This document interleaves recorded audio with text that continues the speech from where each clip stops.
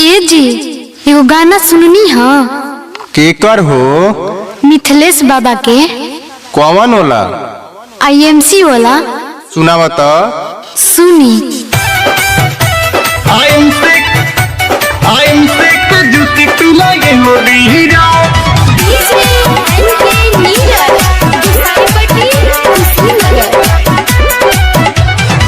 Nikon लागो त खाना या पानी गैस बढ़ैले बापा रसानी मैरी अब का करी।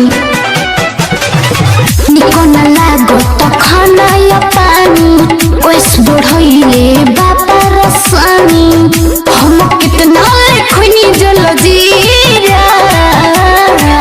आई सुना का देही के हम कौन पैसा बाबू तब ना देही के दूर होई सब पीरा। IMC के जूस पिला ये लो बीरा। देही के दूर होई सब पीरा। IMC के जूस पिला ये लो बीरा। देही के दूर होई सब पीरा। IMC के जूस पिला ये लो बीरा। तब ले आई DJ NK नीरज गुसाईपट्टी कुशीनगर।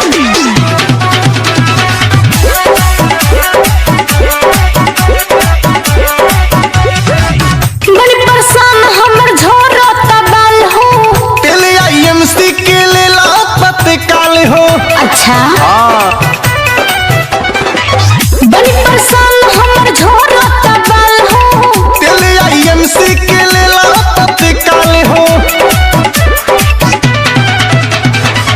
मुंड फ्रेश रही लंबा केस रही तोहरे बड़ाई कर सब हर मेस रही। साचो तो तारा शौक बगा मुहती ते बखनी हखीरा। देही के दूर होई सब पीरा। IMC के जूस पिला गेलो बीरा। देही के दूर होई सब पीरा। IMC के जूस पिला गेलो बीरा। देही के दूर होई सब पीरा।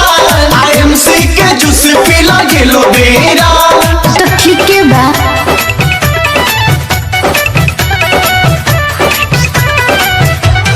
DJ NK Neeraj Gusaipatti Kushinagar. कुछ हटाई दगी अपना फेस के।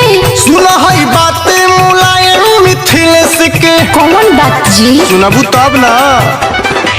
कुछ हटाई दगी अपना फेस के। सुना है बातें धीरेन्द्र मिथिलेश के। तब बताई कह सुरेंद्र यूज क्रीम एक बार कर तब IMC के तू परिचार कर। तब हम सबके बताई हाँ भुलैया जी कलनी महकखनी और जीरा।